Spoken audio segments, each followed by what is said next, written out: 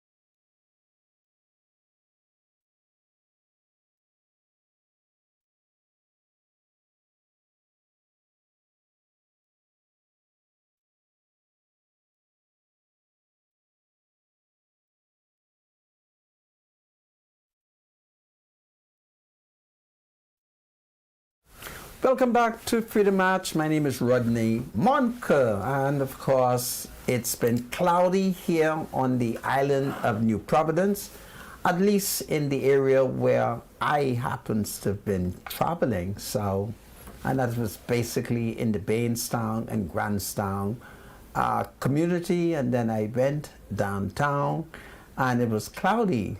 But Bradley Road is my spiritual advisor. Bradley, how are you doing today? Well, I'm doing all right, Santa. Doing well. Thank you so much. Good to be here. In the area that you traveled today, has it been cloudy? Has there been any rain? Yeah, the day was a rather interesting day. It wasn't as warm as it normally was over the last few days. And of course, it does seem as if there's some disturbing weather pattern that's more than likely going to affect. It does seem as if the extreme northwest Bahamas, which is inclusive of Grand Bahama, Bimini, and the Abacos. It does seem as if this weather pattern is going to dump some rain, maybe 3 to 6 inches of rain within the next 2 to 3 days. That could possibly be the reason why we're experiencing what we have in here in New Providence today. I welcome the day. Because as you're aware, I do landscaping, so I spend a lot of time outside in the weather, and it's no picnic, I can tell you. It's very difficult to be in, especially when we've been having those heat waves. It is extremely difficult to be out in that extremely hot weather. Well, my spiritual advisor, we'll talk about the weather, we'll talk about the heat wave. Are you having difficulty as a Negro citizen navigating the heat? Well, staying out in it for long periods of time is difficult. You do try to see if you can, find shade from time to time, but it's difficult. But as a black man, I can, adjust relatively and you don't much think better than a white man could as relates to being. And you don't think that the sunshine would affect your skin? It could. The continuous direct exposure of sun rays to the skin could lead to skin cancer. So. And do you know if they have any lotion for people of the Negro race? Of course they do. Yeah. They do? Yeah, they have sunscreens that you can use for your arms and face and so on and so forth. Well, let's go to the scriptures, and then afterward we can talk. Yeah. Well. Absolutely. Today we're going to go to the book of Luke chapter 5. And listen, I always wonder when folks read this particular passage here found in the book of Luke chapter 5. Sandra, my hand is itching. Really? Do you need money? Water? No. To wash it? No, there's an old folk tale. Do you need some sanitation? No, there's an old folk tale that says when your hand itch, my hand is itching. Really? That you're going to be getting some money. Okay. Well, I don't know if that's what that means. If you get any money, make sure you put 10% into the First Century Church. Yeah. Okay, wow, sounds interesting. Yeah. But we don't require 10%. Really? We require your heart to give. Just make sure when you give freely and liberally. Okay. Yeah. And this is from the First Century? First Century Church, yeah. We don't, the church doesn't demand our members to give 10%. Really? Because it's not a part of the Old Testament Levitical law. We're under New Covenant now, and it's interesting that you did bring that up because I'm going to show you something right now. Go ahead, my spiritual advisor. Teach. A lot of people don't understand that tithing is not a part of the New Testament. Okay. It's part of the old Mosaic Levitical system that the Israelites were asked to give as it relates to their flocks and whatever have you. In the New Testament, there's no such command to give 10%. Those preachers who teach their people to tithe under this Christian era, they are wrong. It is an erroneous doctrine that needs to be refuted and it needs to be sent back to Judaism where it belongs because it's not a part of the New Testament teachings. The apostles never commanded the church in the first century to give a tenth. You can't find it anywhere as relates to Christianity in the New Testament. But let's go and see how Jesus alluded to this in Luke chapter 5. I'm always wondering if people, when they read this passage, they really understand what this means. Here's Jesus giving this parable, right? Luke chapter 5, 36 to 39. I'll be reading from the NIV, the New International Version. I normally do that for clarity. It says, he told them this parable. No one tears a piece of a new garment to patch an old one. Otherwise, they will have torn the new garment, and the patch from the new one will not match the old. That is very interesting. Verse number 37, he says, no one pours new wine into old wine skins. Otherwise, the new wine will burst the skins. The wine will run out, and the wine skins will be ruined. No, new wine must be poured into new wineskins. And no one after drinking old wine wants the new one. And here's the reason for that. They say that the old is better, or they may think it, but it's not so. This is a very, very interesting passage where Jesus Christ, of course, is teaching a lesson. Remember, now parables, they have a very serious spiritual meaning. He uses a story, the physical, earthly story, but it has a very serious, impacting spiritual meaning. I'm just going to read this again, and I want you to go back to your various churches and your pastors and ask them, what does this mean? Jesus told them this parable. He says, no one tears a piece out of a new garment and patch it to an old one. Otherwise, they will have torn the new garment, and the patch from the new one will not match the old. Very interesting. He says, no one pours new wine into old wine skins. Otherwise, the new wine will burst the skins, the new wine will run out, and the wine skins will be ruined. No, you have to pour new wine into new wineskins. And no one after drinking old wine wants to know, for they say the old is better. Luke chapter 5, 36 to 39. I read from the NIV. The word of God is always and forever blessed. Amen. Thank you, producer. Back to you, Senator. I thank you, my spiritual advisor. Absolutely. Great. Well, folks, as we started the show, we told you how cloudy it is. And then, of course, my spiritual advisor, Bradley Rule, began to tell you that there is anticipation of some rain.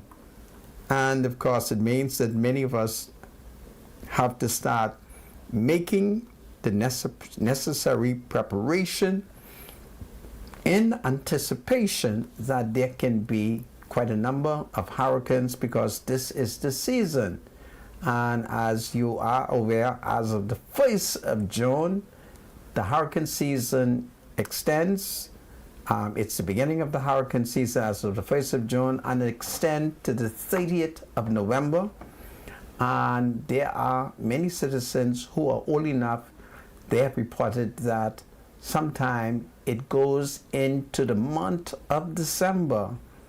So we have to constantly remind Bahamians that they have to begin to take the necessary preparation. There are many of us, our roofs are leaking. There are many of us, there are repairs that needs to be done, and in some instances we're not able to afford it. But there are social programs available to the people then, and we do know that the Progressive Liberal Party, through its urban renewal program, has had a kind of program where they have attempted to assist as many Bahamians who have come forward and who have made the necessary application for certain home repairs. So we just want to remind you, you have to start taking the necessary precautions. You should by now know exactly where you will go in the event there is a storm and you have to evacuate. Wouldn't you agree with that, my spiritual advisor? Yeah, absolutely. We're in the hurricane season, and of course, like I said, it does seem as if the Department of Meteorology has released somewhat of a flood watch for the extreme northwest Bahamas, which is inclusive of Abaco, Grand Bahama, and Bimini. Is today Tuesday? The day is Tuesday. Tuesday, 11th of June, 2024, Yes. until Friday morning, Yes. which is the 14th of June, I understand. And they're saying there could be some localized flooding possible due to excessive rainfall. Actually, 3 to 5 inches of rain is expected and of course isolated high amounts. Residents are advised to exercise caution. So we're going to have some rain, look like, in the northwest Bahamas. I'm saying that could possibly explain why we have the weather we have in here, which is overcast and cloudy. Well, this also gives many citizens an opportunity to catch the rainwater. Yes, absolutely. Yeah, don't forget the best water to boil your pigeon peas, or as my people, the Haitian people, describe it as pois Congo. And they call pigeon peas pois, that's peas, Congo, because pigeon peas came out of the Congo in Africa. And so the best water to boil your pigeon peas in is in fact rain water.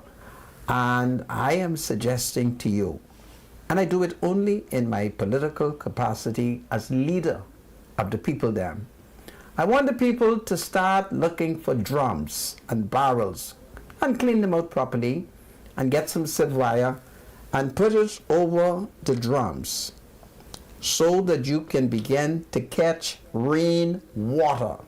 And of course, by putting a sieve, it will prevent mosquitoes from getting in the water and laying the egg them. Mosquitoes do lay egg, and if they lay any egg, there's always that possibility that those eggs perhaps may become fertilized, or perhaps, I don't know how the mosquitoes do it. I don't understand mosquitoes mating ritual. So I don't know how mosquitoes mate. I must regret that while I did study lots of animals, I had forgotten to study the mating practices of the mosquito dam. So you would want to put a sieve over the drum and you should start catching rainwater, okay? There is a part of the island of New Providence where there are many homes that have a, what do we call it, my spiritual advisor, a rainwater tank. I know that in the Abacos, I know that particularly on Green Turtle Key, everybody has a water tank, and the way it is constructed, I might as well call it waterproof, meaning that once you trap the water, it cannot escape, and you would have an abundance of water. And there was a point in the Centerville community, the Centerville area, where that subdivision is located. I'm advised, but I failed to ask anyone who lives in Centerville to give me an opportunity to inspect, to see if it is really true that they do have a water tank. But I am advised that during the construction of the Centerville community and the building of homes, that many homes were required to have water tank. And I would want the PLP government to immediately begin to study that ancient practice that is carried out in the Family Islands and allegedly in Centerville. And I would want the government, because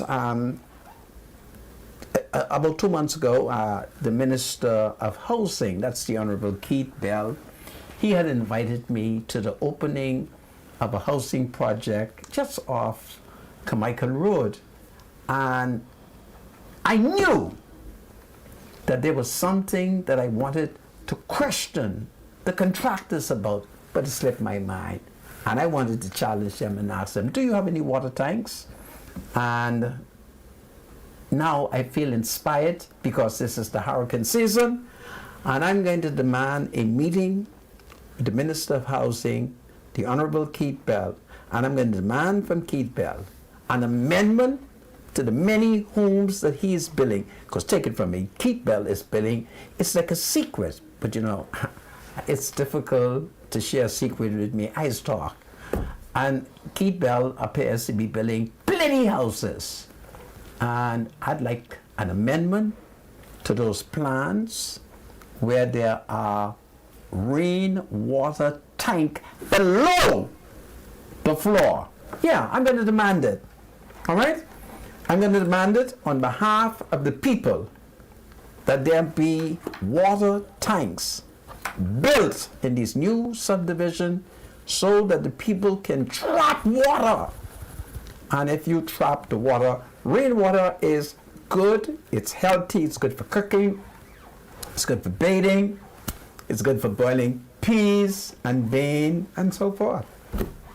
I think it's powerful. Don't you think so, my spiritual advisor? Yeah, it's interesting how, the older folks years and years ago, I remember my father in particular, when he first built his home out there out east, he always had these big drums. Yes. And then he would put a sieve or something on top of the drum. Right. And the water would then, he would put it right, the roof has this little gully or valley, whatever, and when it rains, it just pours right down. Right. And he actually uses that, he catches rainwater. And what is interesting is, I don't know if mechanics would recommend it though, but my father used to use the rainwater to put in his radiator.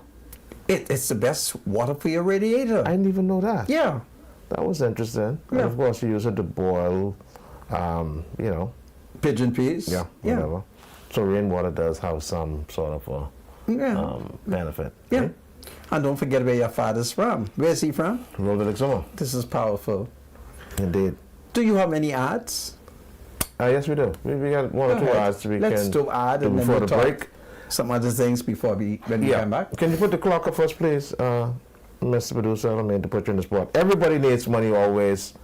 Send money internationally and locally through Western Union with Money Max. Download the Money Max app today and send cash instantly to family member or friend, anytime and anywhere. Sending money has never been simpler. The app is available on the Apple Store and Google Play Store. Money Max. Live your max life. This is powerful. Seagrams. Yeah. All right, let's do our Seagrams commercial. Go ahead. Are you ready? Go ahead. Producer? Let's wait till he gets up on the telephone. Seagram Escapes. Oh, I'm sorry. We'll do it when we get back after the break. This is Seagrams and the spiritual advisor. He loves it. Yeah. All right. Is it a sin to drink Seagrams? No, it's not a sin to drink Seagrams. And my favorite Seagram is, oh man, I don't know, the strawberry daiquiri. This is powerful. God save the Commonwealth of the Bahamas. God save the King. My spiritual advisor, he loves Seagram.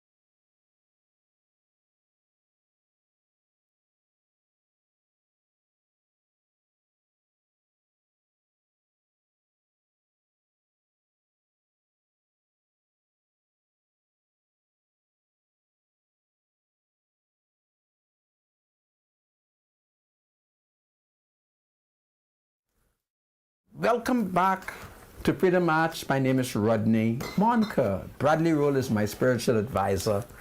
And when we took the adjournment, we were doing an advertisement. I want Bradley to complete that. Bradley? Yeah, Seagram Escapes. Catch the Seagram's team every Friday this summer at a new location where they will be giving away free Seagrams when you purchase 3, as well as when you buy 1 shot, you get 1 shot. You receive the first shot free. Here are the different locations and dates where the Seagram's team will each week in June be. So June the 1st, July the 1st, they're going to be Chinese at East Street. June the 7th, they're going to be at Noel's Liquor Store. And of course, Carmichael Road as well. And then June the 21st, Sunlock, and June the 28th at Luthra Liquors. So Seagram's Escape. This is powerful. Well, folks, before we go into the crime news, in the Barker Clifton Pier, near BPL, up on one hill, Son Earl is alleged to be pushing an engine up the hill, and there are citizens who have been, complaining to me that they were concerned about Son Earl pushing this engine up the hill in the Barker Clifton Pier. And, my words to the citizen is, well, look, just tell Son Earl to tell everybody back on the side. I didn't know that that area was occupied by a population. So I'm calling on citizens, stay far, keep sending me picture, okay? And if you see Sir Franklin Wilson there, you let me know. There is a source who has suggested that perhaps Sir Franklin Wilson is directing this engine up the hill. Well, I'm confident. I have confidence in Sir Franklin Wilson. If he is on the ground and if he is directing this engine, I am certain that based on the millions of dollars that it is alleged that he is worth, he got to be qualified to manage this engine. So this is going to alleviate a lot of the problems that we have for many citizens who are, who not getting electricity consistently. So this is breaking news. It is being alleged that Sir Franklin Wilson, one of the King's Knight and an outstanding citizen, he has a force that is pushing this engine up the hill. My spiritual advisor, are you able to make out that engine? No, they have it covered. But these are the latest engines that were purchased, wasn't it? Yes. Okay. All right. Yeah, I'm certain that it has been purchased. I want to thank what I describe those citizens as eyewitness newscasters, and that's the concept. You being an eyewitness to what is taking place, and let me know if Sir Franklin tomorrow is pushing up another engine. I want to know, because I have decided that I'm going to keep a score of every engine that Sir Franklin push up there, and that's very important so I can keep the public alert. But folks, let's go back to some more serious matter. Last night, shortly after 10 p.m. or shortly before 10 p.m., there was a murder. This murder took place on the junction of Bahama Avenue and Market Street. And this would be in the St. Barnabas constituency. This would also be opposite where the late Harry Smith, who also operated a bar, was robbed and murdered in 1980. For many of you, you would not recall that. And that bar that he was murdered at in 1980, for many, many years, the governing Progressive Liberal Party had used that building as a newspaper spot. Many people are not aware of that. That is where the PLP, I think, perhaps in the late 50s, early 60s, ran a newspaper that was called the Herald. Well, just across from that, just to the south of that, just to the north of that, is where this nightclub is located. And this is where there's been quite a number of criminal activities that has taken place there.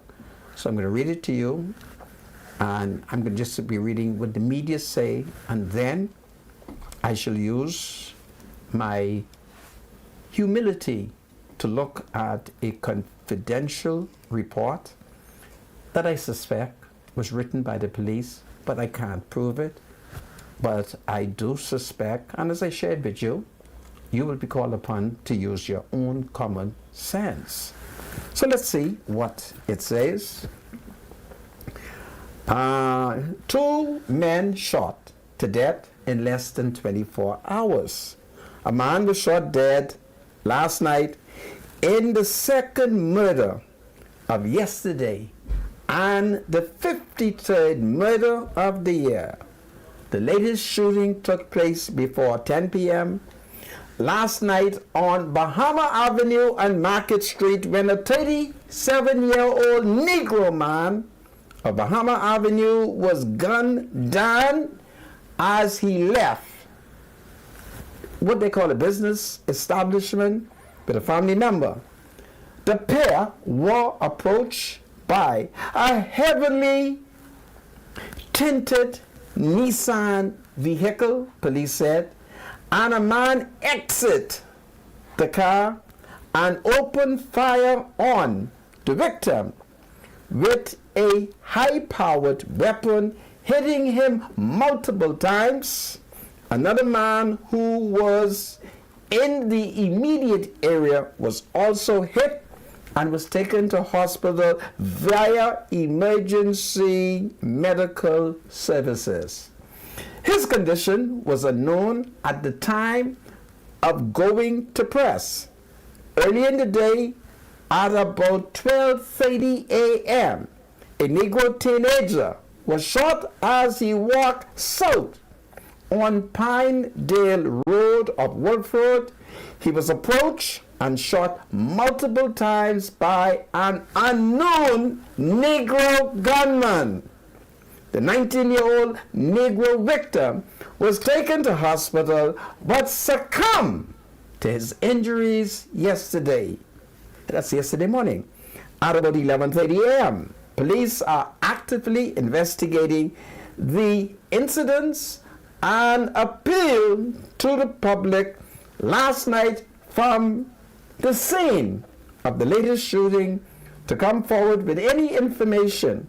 Chief Superintendent Chrislyn Skippings particularly appealed to anyone who was in the area of last night's shooting to come forward to assist police as they search for that Negro killer. Now, I'm now looking at a confidential report to which the report says that the police never wanted that business place to operate. And there have been many politicians, it is alleged, who in their search to create employment sided with the owners and the operators and have been attempting to put pressure on the Commissioner of Police. And who's the Commissioner of Police, my spiritual advisor? That's Clayton Fernanda. That would be Mr. Clayton Fernanda. And they have been urging the police to allow this business to function, even though the police has been concerned that law and order could not be maintained at that place because there were so many shootings taking place. Everybody who goes in that area, it appears. And I call on the people, as your justice of the peace, I want you to know that the possession of guns are illegal. High-powered weapons is absolutely illegal. But every time you go to the place, you have to be concerned whether or not they can take your woman. I have had a citizen who appealed to me. He said he didn't like the place because every time he went there, they wanted to shake up on his girlfriend. And I'm 67, and I'm not worldly anymore. I had to ask him, what you mean when you said shake up on your girlfriend? And then I stopped him.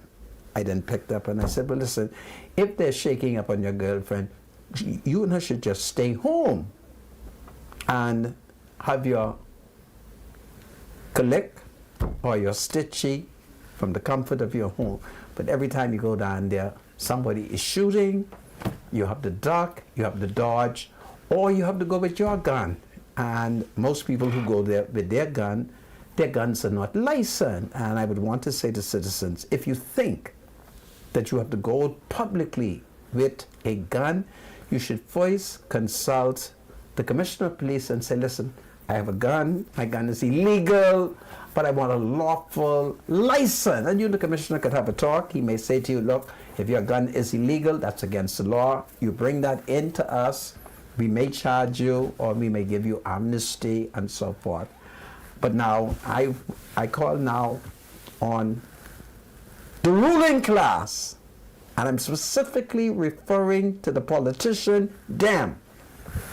Whenever you hear the police say that they don't want a nightlife to be open, they don't want a club to be open, they don't want a bar to be open because too much bad people are showing up.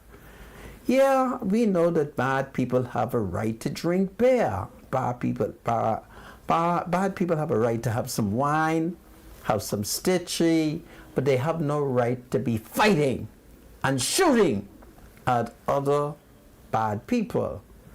And so that is what has been going on. And now that I am in possession, you see, I blame, well, I have to be careful how I say I blame, but I might as well say it. I blame them. You should show me these things early and let me know what's going on, and then I'll come on TV and slip and talk it. So I think when I now receive intelligence or reports that the Commissioner of Police, Clayton Fernanda, is unwilling to issue or authorize the sanctioning of the opening for any business place that sell rum, beers, wines, dancing. You know what I'm going to do? I'm going to side with the Commissioner of Police. I think that's what I'm going to do because it's just too much shooting. Can't we have a night spot where you can go with your girlfriend and you can listen to bad man music? They have some beautiful bad man music, and couldn't it not be peaceful? When I was like 20, I was invited to a bad man joint. And when I walk into the joint on Blue Hill Road, they began to sing the Gunman song. So when I look around, all of my friends, they appeared to have invisible gun. And so they began to, boy, and it's right. And then all of a sudden, there was a man, a youth who was badder than them. He pulled out a real gun and he began to fly lick-off shots. So I had to break off and run, and I end up in the wrong bathroom. Can you imagine that? And when I end up in the wrong bathroom, the female said to me, Mr. Monka, you in the women's bathroom. I said, you didn't hear them shooting? She said, yeah, they're shooting, but you in the women's bathroom. So I went in the man bathroom, and when I got in the man bathroom, I'm not going to call this man name. He wouldn't be able to do anything to me. He was a bad man in them days. When he walks into the barroom, you knew he was there. The first thing he would do is grab the nearest bottle of beer and he fling it. And when I run into the bathroom, I run into him, and he said, "But what you doing in this bathroom? You ain't see man in here?" And when he told me if I see man, I had to run off again. And after that, I never went to them bad people joint. So this is what's going on. And I'm not going to complain now when I hear that the Commissioner of Police is not supporting the licensing and the opening of these joints. But I do concede that bad people need a place where they can celebrate. But certainly it is against the law for them to have guns, and it is against the law for other bad people to show up and just shoot up the place. So that is what is going on. It's just crazy. So we've had like 2 murders yesterday, and it was 52nd, the 19-year-old, and today it is 53rd. And would you believe that I was asleep at that time? And my colleagues woke me up and they wanted to know where I was. So I said, "Listen, I'm in bed with my wife." They said, "She's in Nassau?" I said, "Yeah, she's in Nassau." They said they didn't know. I said, "Well, that was nobody's business. I sneak her into Nassau, and I don't want nobody to know because nobody disturb us." They said, "Well, we have a murder, and if you would come to the scene." So I said, "I beg your pardon?" They said, "You would come to the scene." I said, "Look like the Commissioner of Police." Do I look like the Commissioner of Police? Call the police! I'm coming to no scene of no murder. When Monroe offered me a gun, I told Monroe, I too old to be heavily armed with a weapon. Monroe said he would have me trained. I said, "No, Monroe, I shoot nobody when I was 17. Certainly at 67, I'm not shooting anybody." So I didn't take the training, and I didn't take the gun. Plus the gun that Monroe was prepared to give me, I thought the gun was too small. You know, if I was going to accept a gun, they would have to give me like a machine gun, right? And I don't know if I'd have been able to handle it. But it's so tragic what is taking place in the country, and there are no organization who's speaking up for the lives of the young men that are losing them every day, my spiritual advisor. Yeah, it's just so unfortunate. But that spot on Market Street, if I'm not mistaken, is it exactly on a light like? Yes. And it's on the west side of the street? It is. Yeah. Listen, a couple of times leaving when I used to work inside a food store, I used to go Market Street to get onto Robertson and then Bloor Road. There are times when you stop at that light and it's like all of a sudden bottles start flying. And you're almost in a situation where what do you do because you can't run the light because cars are coming. And I always wonder, you know, why there's so many people gathered there at that particular spot right at that light, and it spills into the road. So it makes it unsafe for cars who you know would want to use the thoroughfare there. And I always thought that was a very dangerous spot in particular. Yes. And for some strange reason, I don't know, it does seem as if the wrong people is getting involved with drinking alcohol. You know, alcohol and some people just don't mix. Because there's some people when they drink, for some strange reason, they just don't know how to control themselves.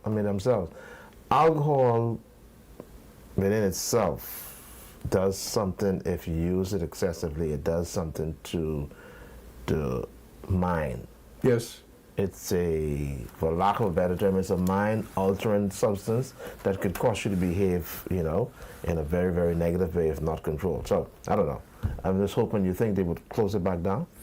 Well, I'm certain that the Commissioner of Police will have to conduct some more investigation.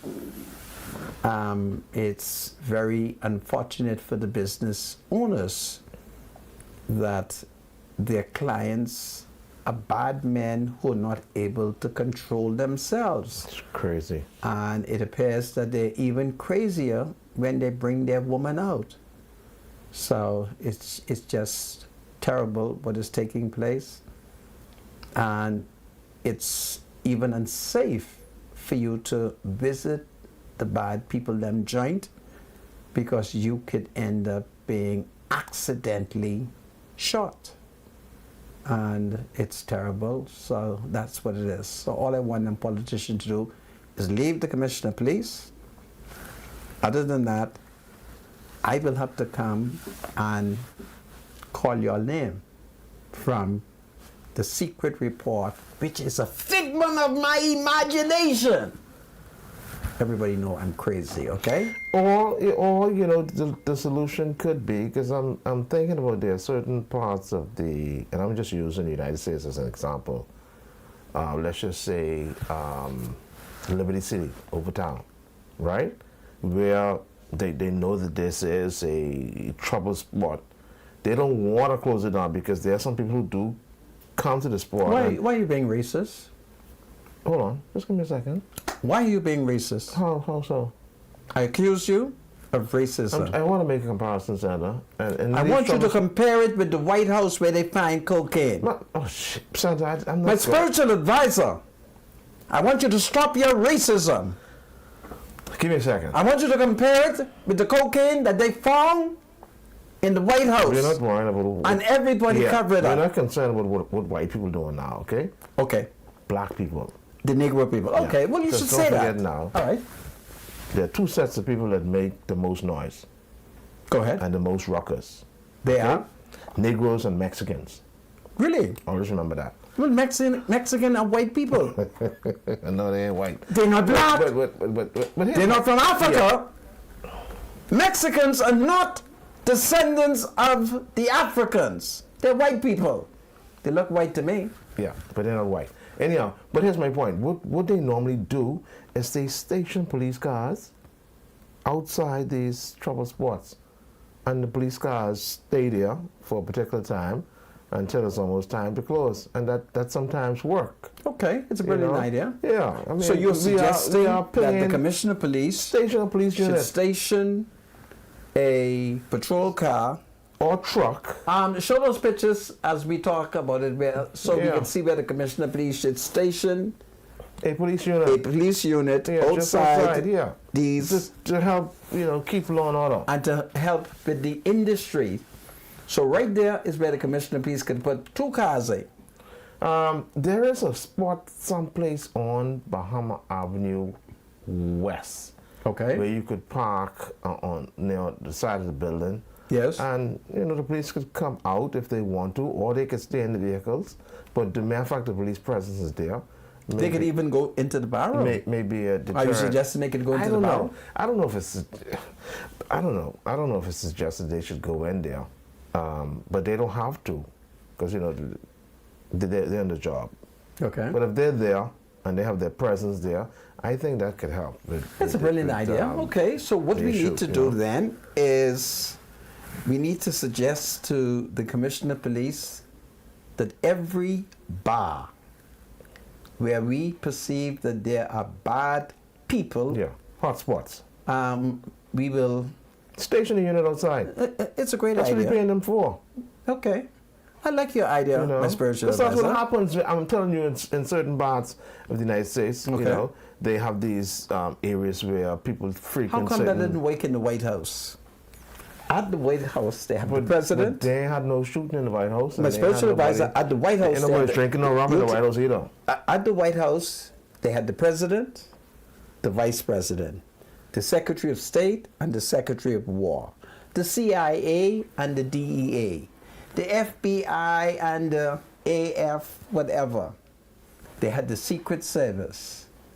Yet they found cocaine in the White House.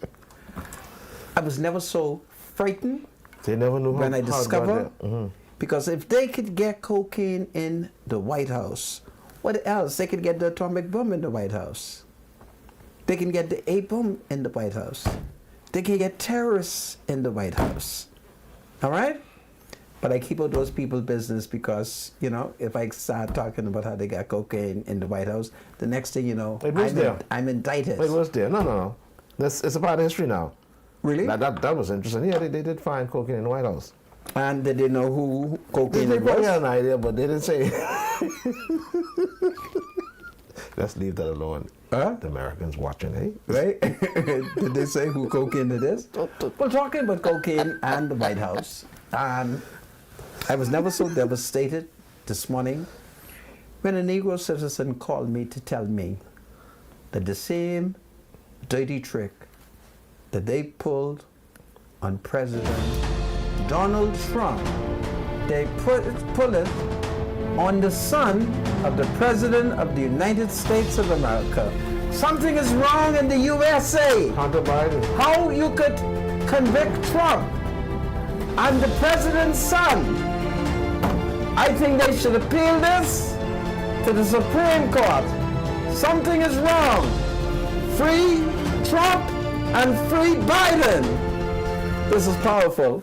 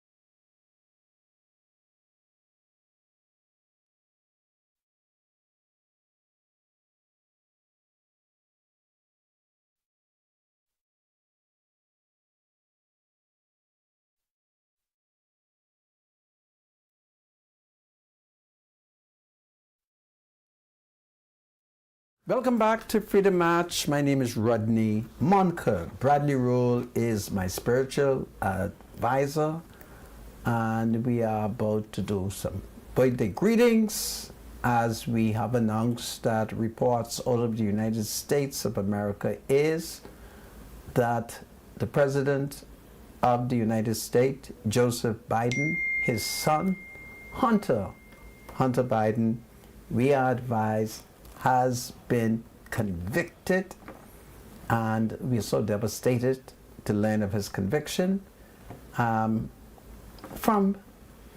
the island. It looks strange that these two powerful men have been convicted in the United States. That would be President Donald Trump and Hunter Biden, the son of a sitting president. Something is wrong in America. The two of the nation's most famous sons have been convicted, but I shall keep out of the American business. I shall watch it because it's great political entertainment and it is great excitement. But I demand freedom for Donald Trump and freedom for Hunter Biden. I just love his name, Hunter. If ever I should be in a position to name a child, I think I would name him Hunter Biden Smith. And I think that would be powerful. Okay? Anyway, my spiritual advisor, are you ready to do birthdays? Let me see if we have what we have today. We just have we have an anniversary, I'm sure of that. Yeah, so we want to wish this lovely couple. Is that Aaron, Mr. and Mrs. Aaron Outen? Happy second anniversary, wedding anniversary to Mr. and Mrs. Aaron Outen, coming from your family, and also the JHS class of 99. They love you and they want you to appreciate your special day. So happy second wedding anniversary to Aaron, Mr. and Mrs. Aaron Outen. Did we have a birthday? I don't think I see it. I don't think there's a birthday. No, there isn't? No. Listen, let's do this. This is Father's Day. Come skate with YAPA. I think the Southern Shores. This is my member of Parliament, Mr. Leroy Major. The Southern Shores constituency is having a Father's Day. Come skate with your pa. Okay, okay. Sorry, I had to enlarge it a bit to see it properly. Father's Day, come skate with your pa. So they're going to give free skates. It's going to be come skate or come stay with your father. Come skate. It's like a skating thing, like. So they're going to give free skates. It's going to be Saturday, June the 15th, 3 to 6 p.m. Bring your bikes. It's at the Galvantines Primary School, which is located on Alexandra Boulevard. Games, contests, food vendors, and for more information, contact the Southern Shores Community 2022 at gmail.com. Also, that's the Gmail address is Southern Shores 2022 at gmail.com. The telephone numbers are 439-0176 or 465-4965. Partnership with Skate City. So Southern Shores constituency is having a Father's Day event this coming Saturday, June the 15th from 3 to 6 p.m. at the Galvantines Primary School, Alexandra Boulevard. It's called Come Skate with Your Pa. Wow, so it does appear as if this weekend is Father's Day. This Sunday coming. Really? Wow. And what Sunday is? Sunday appears to be Father's Day. And of course, for me, it's going to be rather emotional. This is going to be the first Father's Day my father won't be alive here with us. Really? Yeah, one of those things. Okay. And life being what it is, it's just one of those things you have to accept. Yeah. Okay. Anything else, Ando? Well, I happen to be invited to a legacy of leaders, and my spiritual advisor, will you kindly read this so I can show off? There is a Father's Day event taking place. Go ahead, tell the people about it. Put up that ad, my producer. Okay, so invitation. The Fox Foundation presents Legacy of Leaders of Father's Day tribute. It's going to be held at the Atlantis Imperial Ballroom, June the 15th, 2024. Cocktails are going to be starting at 6:30, and the Legacy dinner, of course, is starting at 7:30. Dress code black tie. This is saying to admit. I don't know. Okay, let's forget about that. Say it. To admit what? One.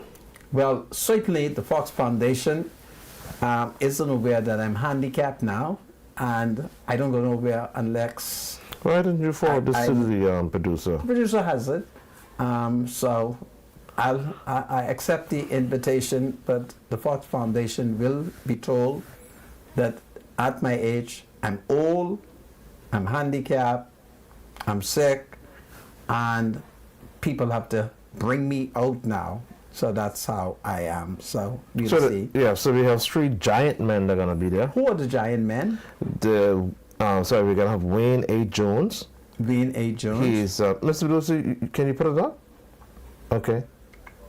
Okay, so he is the police chief of the Miami Police Department. Okay. Yeah, the Miami Beach Police Department.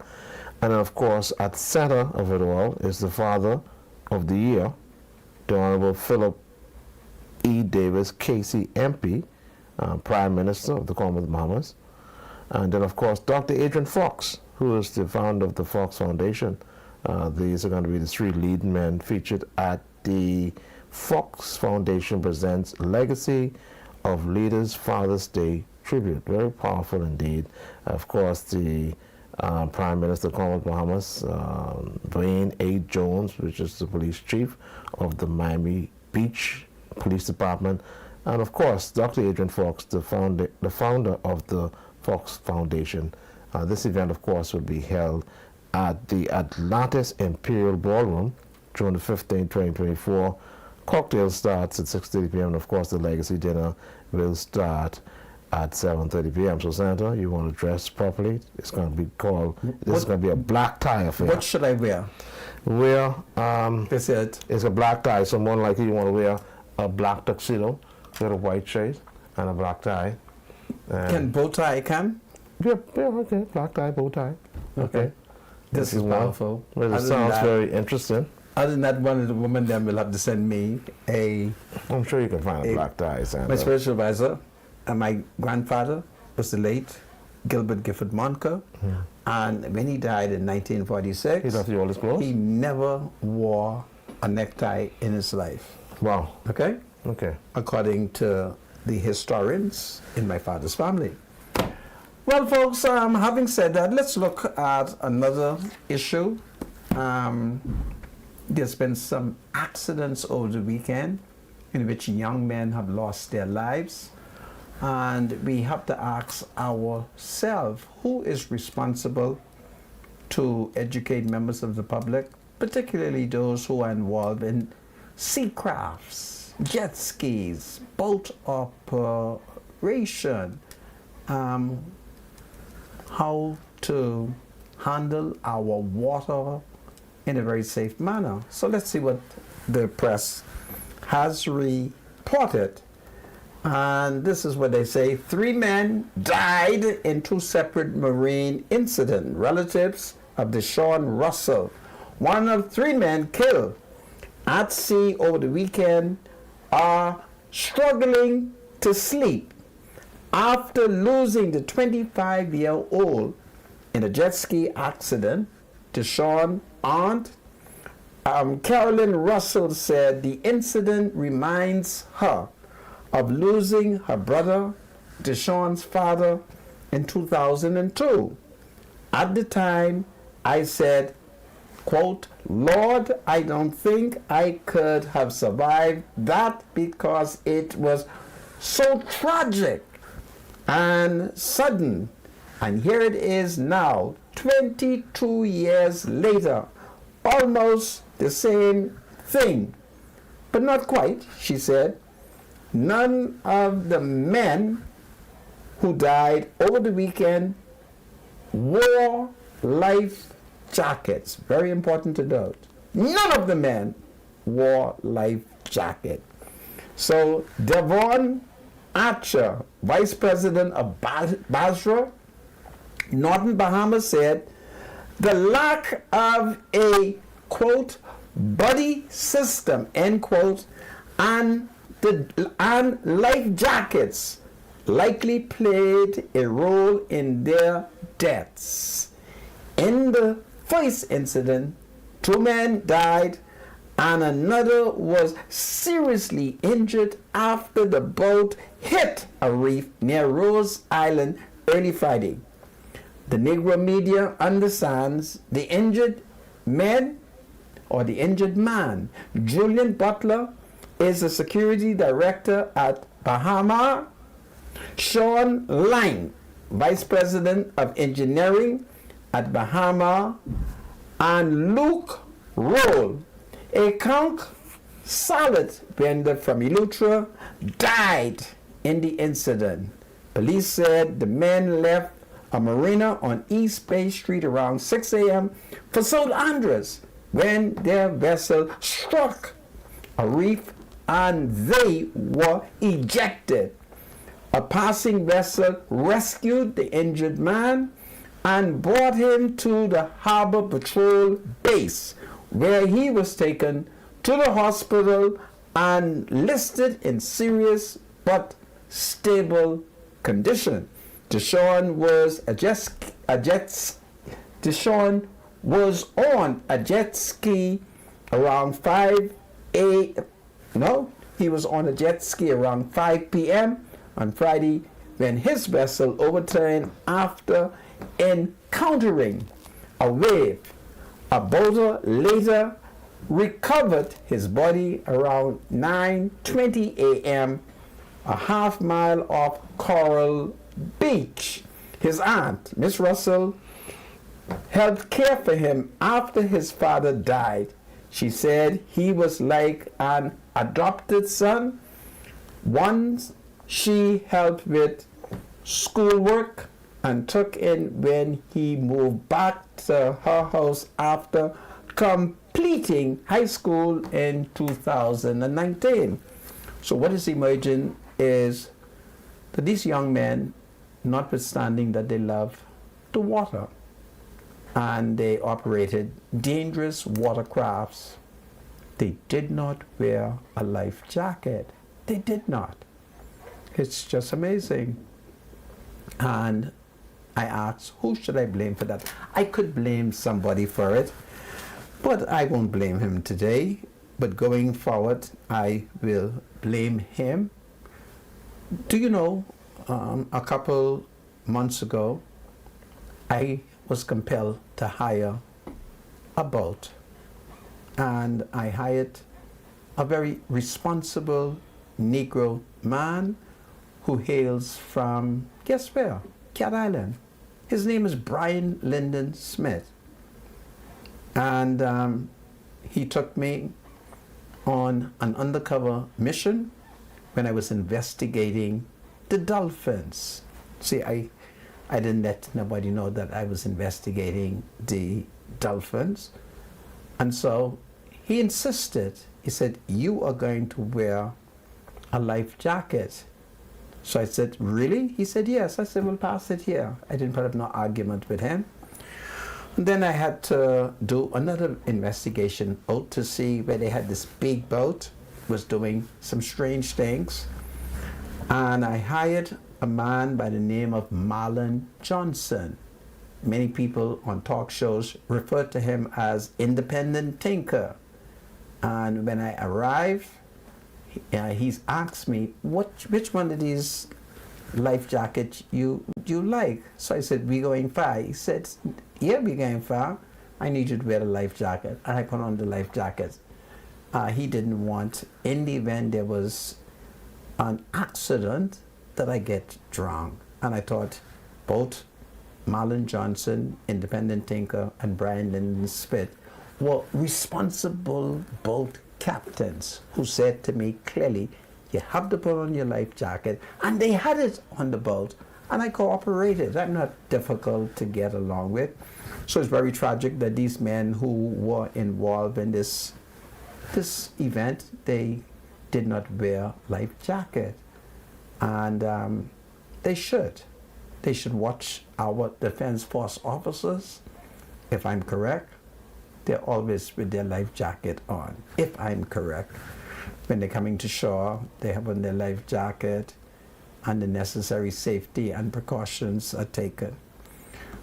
So it's tragic, but I'll leave that alone and I'll look at Long Island. You'll recall that I've told you that the case of the Free National Movement star defendant Adrian Gibson, according to his indictment, should be going on in the Supreme Court. However, it appears that Adrian Gibson case has come to a standstill. And there are many speculations as to why. Certainly, it would perhaps be improper if I contacted his PLP lawyer, and that would be the former minister responsible for justice in the Perry Christie administration. That would be the Honorable, what is Adrian Gibson's lawyer name? His father is a bishop, or an archbishop. Yeah, that's Damien Gomez. Damien Gomez. Perhaps it may not be proper for me to ask Damien Gomez, or perhaps to ask Adrian Gibson, other leading lawyer, Jamaican, KC. What's his name? Muriel Ducille. Muriel Ducille. He's Jamaican. You don't know you don't know my people? Oh, I didn't know. Come on, man, Rastafari. Muriel Ducille. I didn't know he was Jamaican. Yeah, don't mind you living in the States. That's what I was thinking. I thought he was an American. Once you got money, you could live in the States. Wherever you want to. And so I think it would be improper. Or should I contact the court? And if I were to contact the court, is it possible that Adrian Gibson could allege that by my inquiry, I was attempting to stop justice in his most vital parts? So I backed back, and I looked back, and I said nothing. Well, today I happen to be in the food store of one of the most famousest Conky Joe owner. And lo and behold, a woman called my name, and I turned around, and the woman looked like Long Island. She was Conky Joe. And she put a question to me, to which I said to her, I am not going to comment on that because that question is an unsaved question, and I don't want you to put unsaved questions to me. And then she said to me, do you know, we people in Long Island, we have a candidate. So I said, who's your candidate? She said, our candidate is the former deputy leader and deputy prime minister in a minister's administration. So I then thought about I then thought about the second deputy leader and deputy prime minister in a Hubert Minnis administration, and that would be, who was the FNM second deputy prime minister in the Minnis administration? I expect me to remember that. Come, my spiritual advisor, you hang around. Desmond Bannister? Desmond Bannister. Okay. And when I said that, she said no. So I said, who? She said, Peter Turnquest. So I said, are you serious? She said, let me tell you something. I live in Long Island.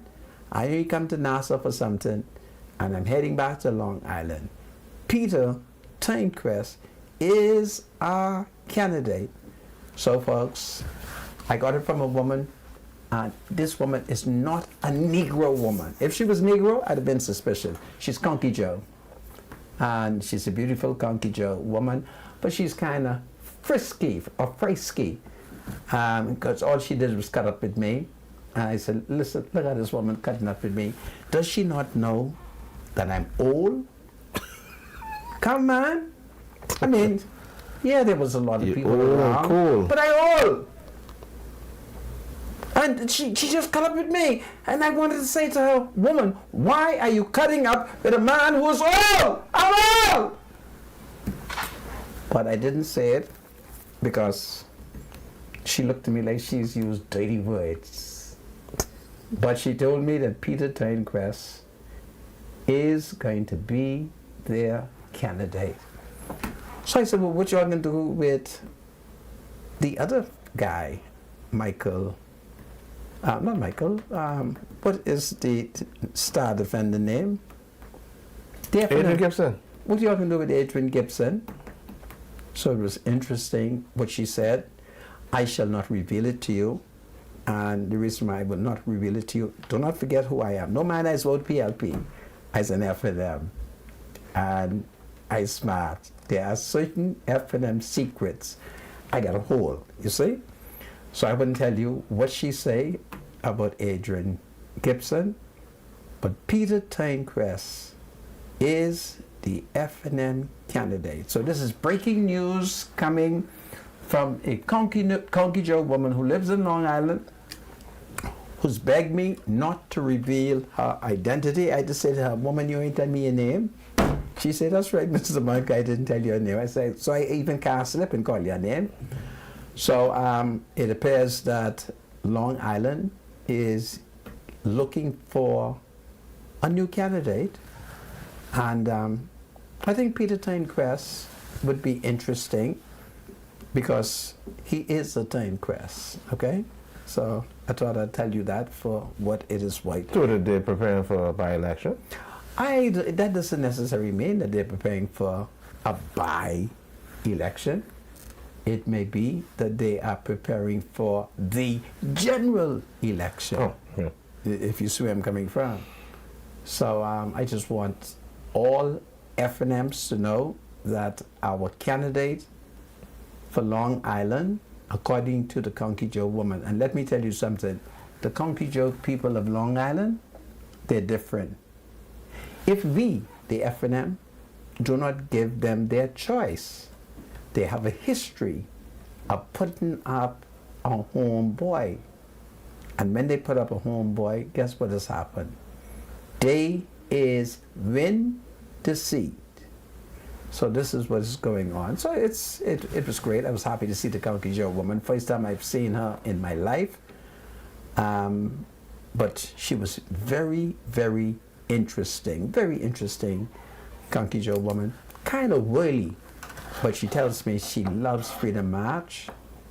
And I'm going to work on her because I told her that she wanted to know if I was still F&M. I said, well, what do you mean if I still F&M? What do you mean if I still F&M? I said to her, are you still red? She said, well, I didn't bring no red shirt. I said, woman, I ain't talking about that redness. I'm talking about the way you look. She said, yeah, I red. I said, yeah, well then, he's F&M, but you know, I vote PLP. Mr. Monker, please don't tell me about voting for the PLP. I say, I'll work on you, so I'm going to work on her and see what I can do with her. And she's a real Conky Joe woman. It was great to meet her, and I was so excited when she told me how her and her whole family, every day, she said they get around the TV in Long Island and they watch Freedom March. And she said, Mr. Monka, in the morning, me and the family get together over a good breakfast and we watch Freedom March. To the people of Long Island and F&M, I only want PLP, that's all. God save the people of Long Island. God save the Commonwealth of the Bahamas.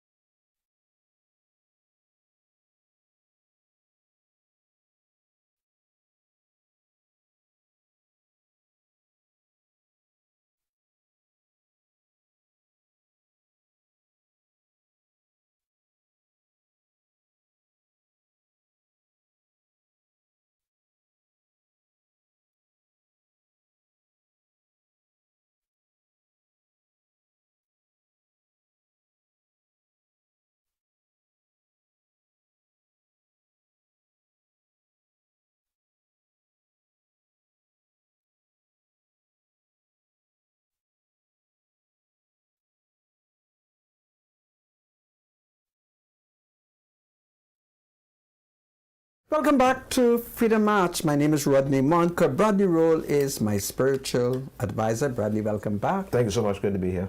And before we open up the line, there's something pressing me that I was supposed to raise yesterday. I'm so upset.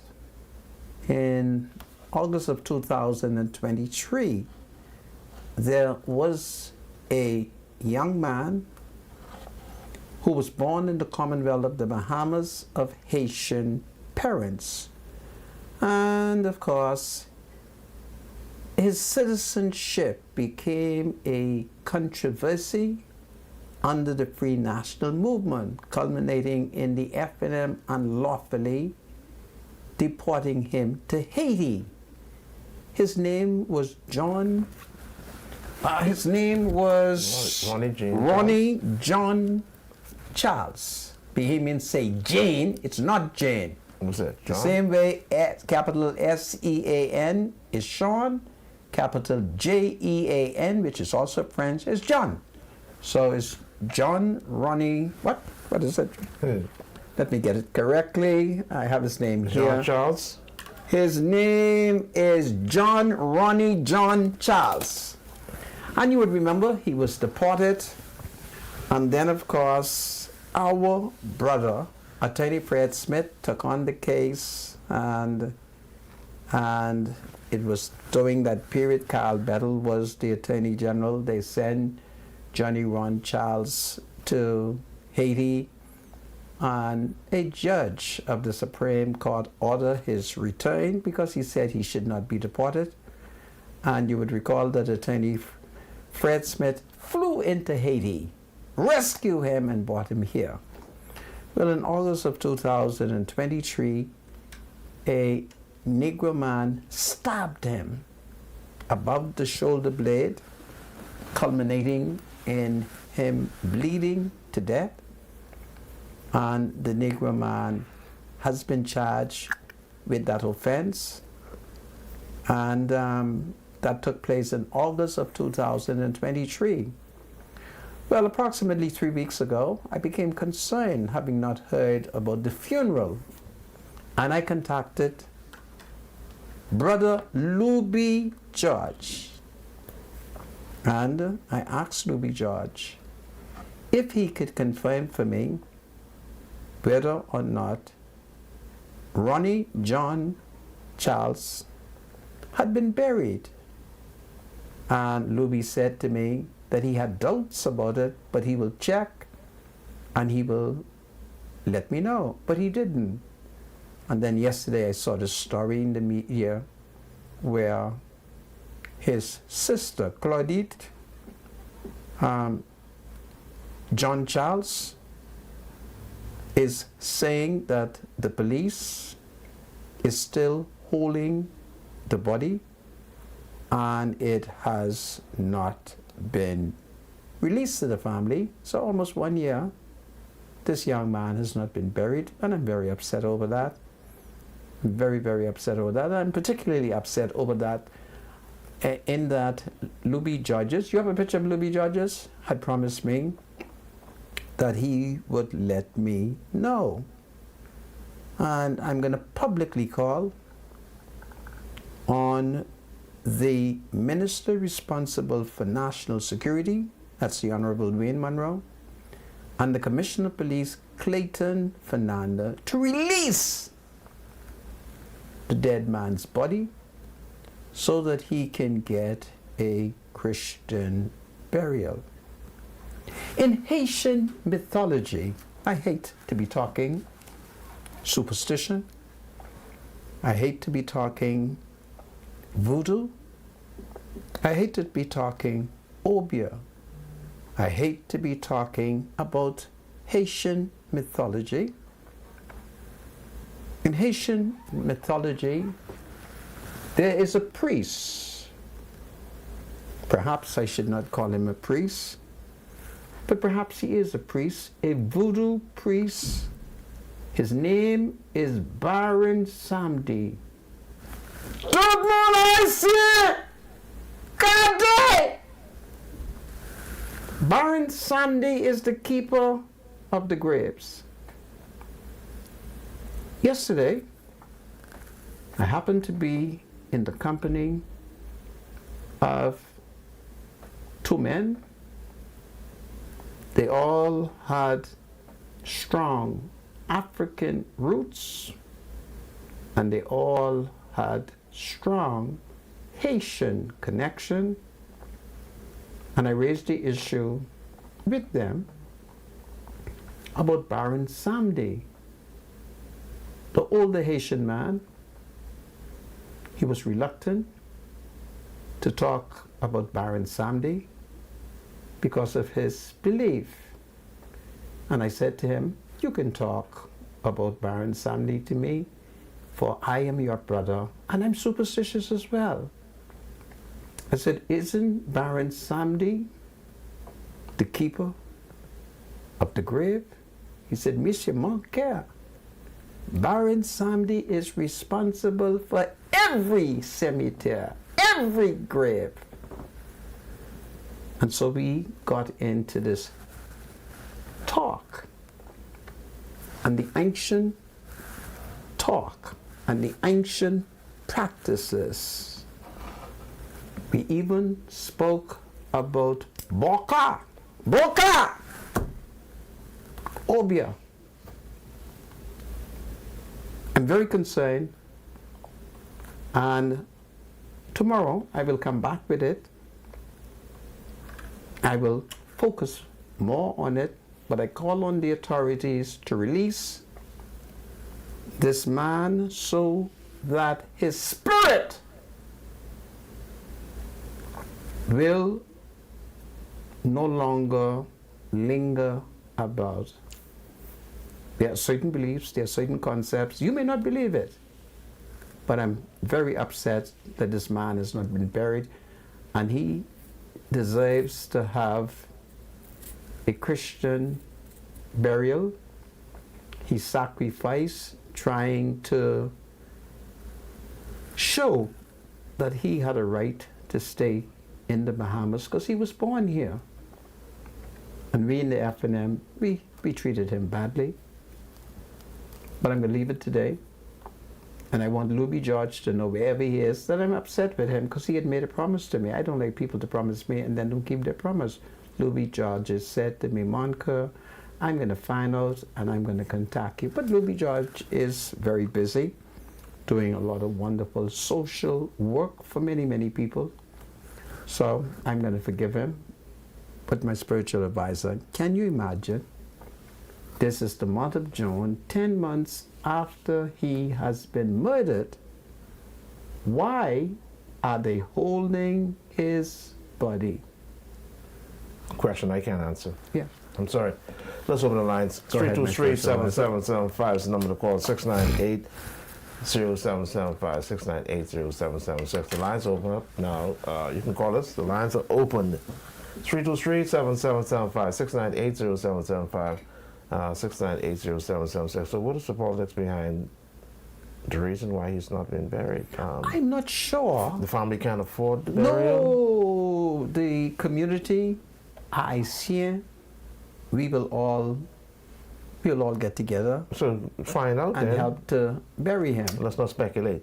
I'm sure you can find out what's the reason. Well, So certainly, I have the press coverage of what took place, and Claudette, his 42-year-old sister, she is not clear, and I'm certain it has nothing to do with burial, because one thing about the Haitian community, they will get together. There are many Haitian churches who will participate and contribute, and there are many young people who are interested in this story who would make a contribution. It may not be the venue aspect of it, but the monetary for the film directors and stuff to have him placed in a box and of course placed into I'm certain a public graveyard. I'm certain that it cannot be that. Okay. Do we have any calls yet? 323-7775. Today's rather quiet date. 698-0775 and I'm 698-0776. Santa? Yeah. We don't have any calls, so let's move on. Well, since we don't have any call, I just want to remind members of the public that Minister Michael Darville is continuing with the program. So you, depending on which family island that you are living on, visit your clinic and register. And if you are on the island of New Providence, it's all of the clinics you can go to, including the eye clinic. And people are being sent to Cuba. And you would recall that yesterday I introduced you to a 69-year-old Negro man by the name of Samuel Maxwell Cartwright. And he is scheduled to depart New Providence on Friday. And he is so excited that his cataracts will be moved. So we want people to know that the program is real. Keep monitoring your phones, and of course, continue to register. Go ahead, my spiritual advisor. Welcome to Freedom March Call. You're live. Yes, good afternoon. Good afternoon. Mr. Spiritual Advisor and Mr. Monco. So, Yes, sir. The last holiday that just passed, the Labor Day March, Right. I listened to the lady Pia Global Role and all the other people. They talking about the promotions that they, giving out. I have been working for the public service for 31 years now, and I have yet to receive a promotion. Wow. I don't know what's going on. I am an excellent worker. I carry out the orders of a supervisor. I'm doing all the work of a supervisor. My record is clean. And I have seen persons who getting 1 promotion, 2 promotion, 3 promotion, and they keep overlooking me. are you a police officer? Pardon me? Are you a police officer? No, sir. No, sir, I'm not. I work for Ministry of Public Works. Are you an F&M? No, don't introduce the Ministry of- politics. Ministry of Public Works. That's what I'm happened. Okay. Damien. There's a reason I asked that. No, there's no need for his Because politics. that's what happens. Do you have That shouldn't be. I know. do you have my cell number? Your cell number? Do you have my cell number? No, sir. Take it. Okay, let's go. My cell number is 801 801 57 57 60. 60. You call me- 801 5760. Yeah, you call me 9:30 tomorrow. I do know the minister responsible for works, and I do know the permanent secretary in the Ministry of Works, and I am willing to say to them, can the two of them review your file to see why a good worker like you, It's not been promoted. after 31 years, you have not been promoted? So, would you like to try that? Yes, sir. I really would like to try that. So you call me 9:30 tomorrow, and if God spare my life and your life, I needed an excuse to find the Minister of Works and the Permanent because Secretary. I feel like if they take my name, like they take my name and put my name back at the bottom of the box, I don't know. I must be thief for the church. Well, listen to me. You sound like a wonderful citizen, a wonderful worker, and I think that I'm in a position to ask them You're too callers, to mate. please objectively look at your file. How does it sound? Yes, sir. All right, thanks Do so much, well, caller. my brother. Thank you. Be encouraged, my brother, okay? Take care. Welcome to Freedom March Call. You're live. Hello? You're live, caller. Go ahead.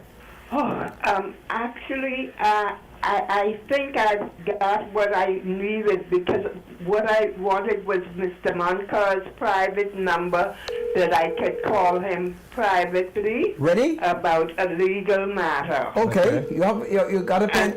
And I heard him give it to the man just now. It's 801-5760. Yes, ma'am. I will call him tomorrow morning. Thank you very much, eh? Okay, bye-bye. Thank you. Okay, I have a phone call. Hey, Robert Jennings, cut down your TV. You called just now? Cut down your TV, Mr. Jennings.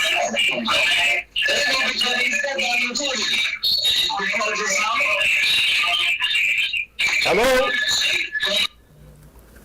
Okay. Hello, welcome to Freedom Match.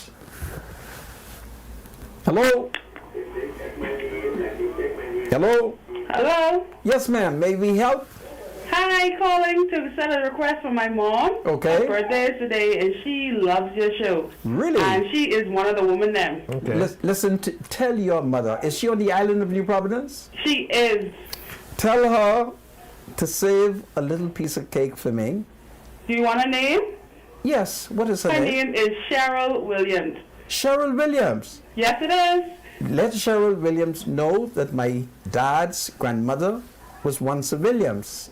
And Wow. we might be family from Yes. Green Title Key, Abaco. But tell her I say happy birthday. Yes, God and all bless the her. best. And as soon as you see her, give her a kiss for me and the spiritual advisor. I will do it. I'm also Yes. one of the young women then. Woman, behold your leader. Pray for me, okay? Thank you, Mr. Walker. Do well. All right, thank you. God All right, bless take care, you bye-bye. and your mom. All right, 323-7775, 698-0775, 698-0776. Welcome to Freedom March Call. You're live. Hi. Good Hello. afternoon. Hi, Rodney, and spiritual advisor. Hello, my Good dear. afternoon. Rodney, you seem to be one of the consultants who really try and get things done. You were supposed to check out the iGroup information for me last week. What was I supposed to do? Check out the iGroup situation for me last week. Yes, the I group. Yes, I must apologize. You know what I'm going to do? You give me a good excuse to call Perry Christie after the show. I really was supposed to do it, and I've not done it. Please forgive me. In fact, at about 6:30, send me a text reminding me to do it. Moving right along, Mr. Manka, Yes. I have another concern. Okay? I live on one of the islands that is very hardship. Which island is this? Grandma. Make one. Okay, Megwana. Yes. Is it really as terrible? Yeah, it could be better because a lot of things that are not in place that should have been in place. What about food? Now, I have a situation here. Yes. I just recently relocated to Meguana last year or so after 40 something years. Be as with me. I have a situation where BPL does not have an office in Meguana. BPL does not have an office. No. How do you pay your light bill? Oh, that is what I'm going to tell you about right now. When Okay. I go to pay my light bill to SunCash, Right? I am charged to send that money to BPL. Really? Now, there was a time when the Prime Minister Ingram was in power. Yes. BPL used to send people to make money to collect their money. So, But you're being charged. You're being charged. Hold on a second. Hold on. You're being charged to pay your light bill? Yeah, who's in charge of Oak Island, and I spoke to him, She ain't listening to Mr. me. Daniels, and I asked him Hello, my dear. to pay my light bill. That is not fair. No, it Everybody- isn't. There's no bank in Meguana. I There's no am. bank in Meguana. Everybody who gets paid, whatever the government, the 32-week program, the 22-week program, whatever the program is, Yeah, they are 15 paid weeks. from the commissioner's office.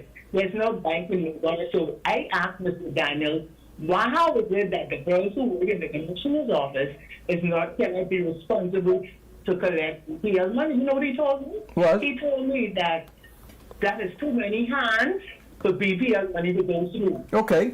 Not everybody have online banking. That is true.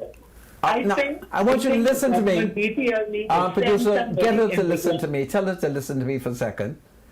I hope you're listening to me. Tell me you're listening to me. I heard your complaint.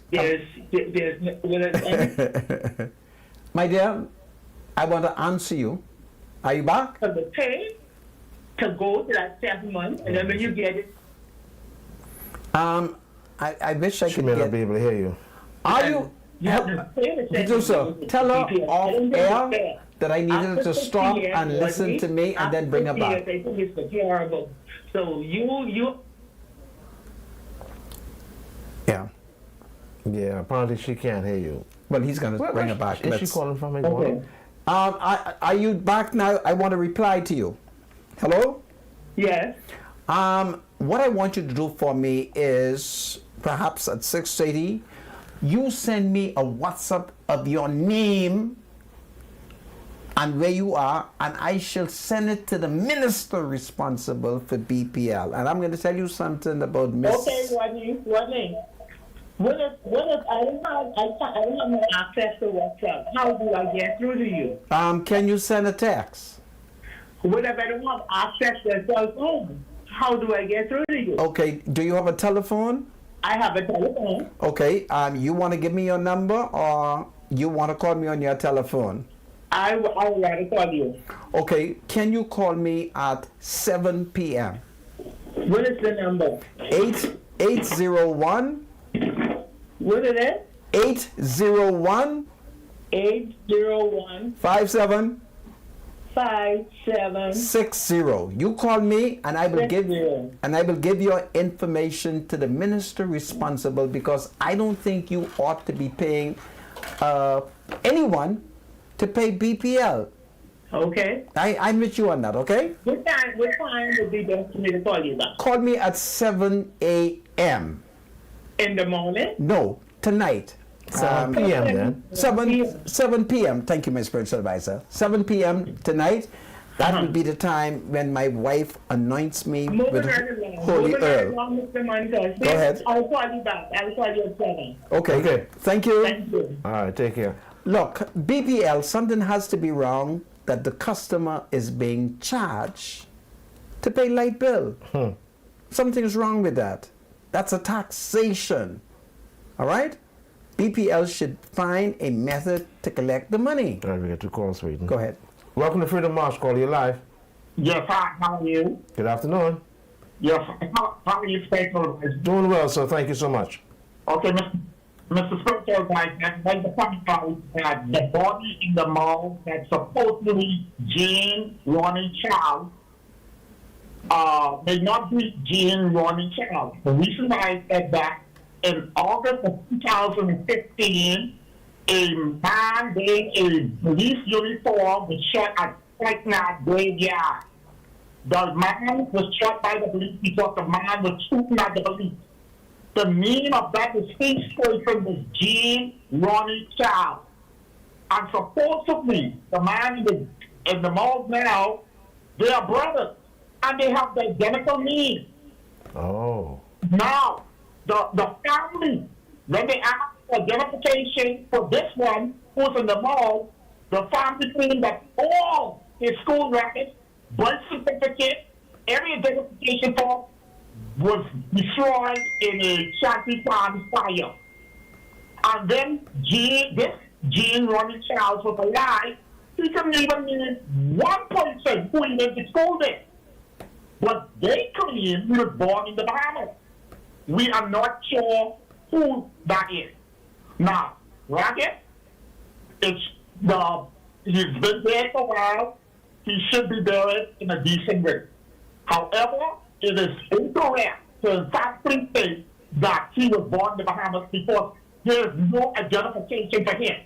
We are only taking the word of his sister who got him in citizenship and who said they told him when he turned 18 to apply for citizenship, and he never did. Now, that's the case there. If Mr. Munson needs verification of that, I can send him the newspaper article for that. Well, I need verification, but I want you to hear me out. Have you looked at his Supreme Court file? Because if I understand it correctly, when Attorney Fred Smith took out the application for him, he would have to have provided certain documents. Are you suggesting to me that Fred Smith did not provide a birth certificate?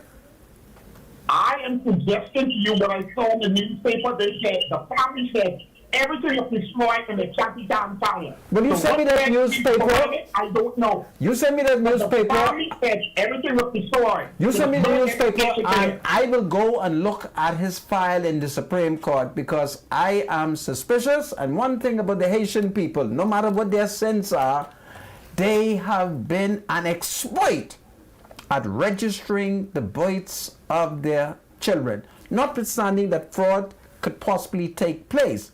I shall examine the records of the court and I shall make contact with Attorney Fred Smith. But I thank you for the information. Send me the newspaper, okay? Yeah. All Thank you right. so much. Have a good day. All right, we're at the end of the show, Sandra. It's the end of the show. We're at the end of the show. Yes, we are. Listen, folks, do well, take good care. God save the Commonwealth of the Bahamas. God save the King. God save our people. Let there be peace. Stop the violence. You hear me? Do well, everybody. Until tomorrow. Lord's willing. God's willing. Tomorrow. Good evening. Tomorrow. It's powerful. Thank you.